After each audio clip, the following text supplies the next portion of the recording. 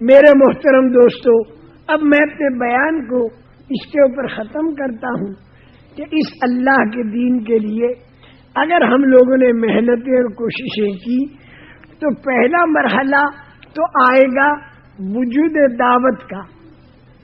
جب ہم دعوت کے کام کو کام بنائیں گے تو دوسرا مرحلہ آئے گا وقفہ تربیت کا، جس کے اندر کبھی حالات طبیعت کے موافق اور کبھی خلاف، ان دونوں کے اندر نبوی طریقے پر جمنا، یہ دوسرا مرحلہ. جب مجاہدے والے مرحلے سے پار ہوں گے تو تیسرا مرحلہ آئے گا اظہار نصرت کا، یعنی اللہ کی غیبی مدد آئے گی. اور جب اللہ کی غیبی مدد آ جائے گی تو چوتھا مرحلہ آئے گا فیصلہ قدرت کا.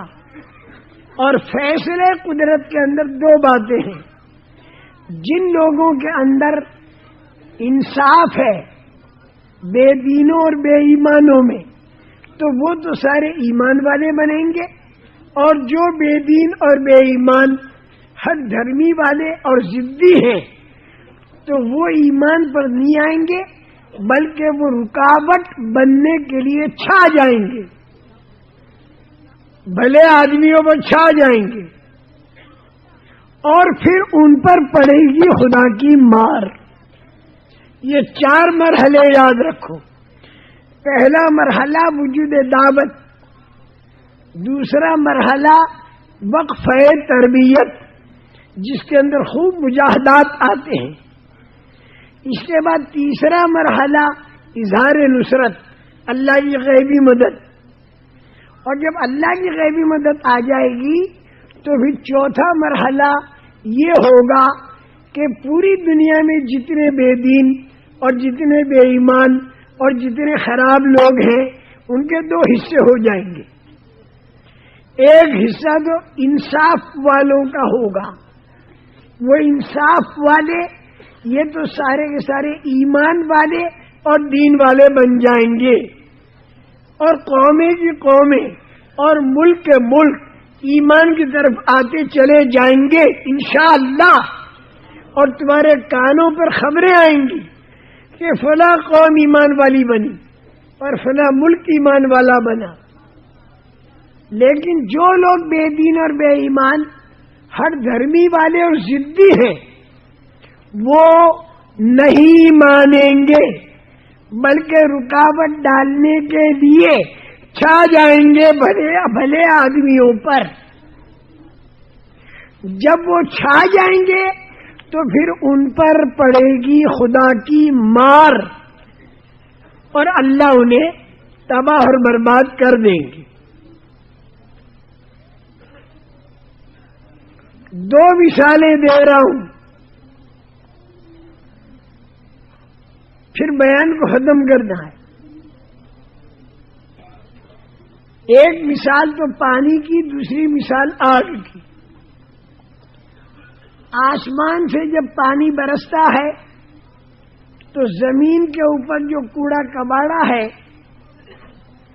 جب نالیاں اور نالے چلتے ہیں نا بارش کے پانی سے، تو نیچے والا کوڑا کباڑا پانی کے اوپر پھیل جاتا ہے اور چھا جاتا ہے.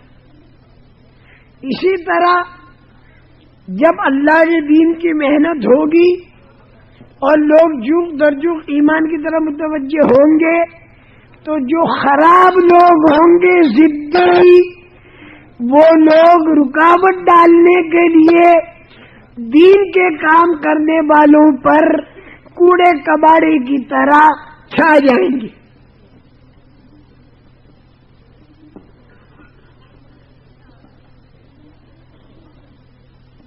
اسی طرح دوسری مثال، سونے چاندی کا زیور بنانا ہے یا تانبے پیتل کا برتن بنانا ہے تو اسے آگ میں تپایا جاتا ہے. جب آگ میں تپاؤ گے تو سونے چاندی اور تانبے پیتل کے اوپر میل کچیل چھا جائے گا. اسی طرح جب دین کا کام ہوگا اور دین پھیلنے لگے گا تو غلط لوگ غصے میں آئیں گے اور غصے میں آ کر کوڑے کباڑے کی طرح چھا جائیں گے بھلے آدمیوں پر، اور میل کچیل کی طرح چھا جائیں گے، اور پھر نتیجے میں وہ کوڑا کباڑا پھینک دیا جائے گا، میل کچیل پھینک دیا جائے گا، اور پانی نالوں اور نالیوں کا باقی رہے گا، اور سونا اور چاندی تانبا اور پیتر باقی رہے گا۔ اسی طرح رکاوٹ ڈالنے والے خراب لوگ کوڑے کباڑے کی طرح پھینک دیے جائیں گے، اور جو دین کے کام کرنے والے صحیح لوگ ہیں وہ دنیا کے اندر باقی رہیں گے، اور یہ ہر زمانے میں اللہ نے کیا ہے۔ جب لوگ صحیح بن گئے بنی اسرائیل کے، تو فرعون، حامان، اس کا لشکر کوڑے کباڑے کی طرح ان بھلے آدمیوں پر چھا گیا۔ اسی طرح مکہ مکرمہ میں جب کام شروع ہوا تو مکے کے بے ایمان بدر کے اندر آ کر چھا گئے، خندق میں آ کر چھا گئے، بنو نذیر، بنو قینقاع، بنو قریظہ، اس کے یہودی چھا گئے۔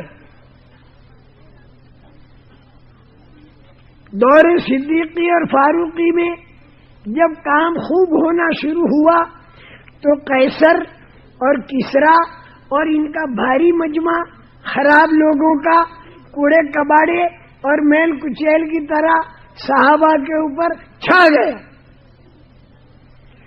اور آخری زمانے کے اندر جب دین کے کام کرنے والے ہوں گے بے کس اور بے بس بنی اسرائیل کی طرح اور صحابہ کی طرح، لیکن جو طاقت والا دجال ہوگا وہ چھا جائے گا کوڑے کباڑے کی طرح، اور اخیر کے اندر یاجوج ماجوج آ کر چھا جائیں گے۔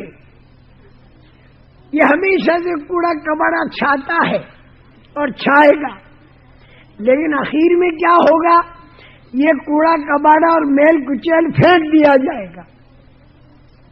قیصر کسریٰ بھی پھینک دیے گئے، فرعون لشکر بھی پھینک دیا گیا، اور دجال کو پھینک دینے کے لیے عیسیٰ علیہ السلام آسمان سے اتریں گے، اور وہ آ کر باب لد پر آ کر اسے ماریں گے، اور وہ باب لد اب تک فلسطین میں ہے، اور وہاں مسجد بار جماعتیں بنی ہوئی ہے اور کام ہو رہا ہے۔ جہاں دجال مارا جائے گا، جہاں دجال کے ساتھی بھی ہیں تو حضرت عیسیٰ علیہ السلام کے ساتھی بھی ہیں جن کی نسلیں چلیں گی۔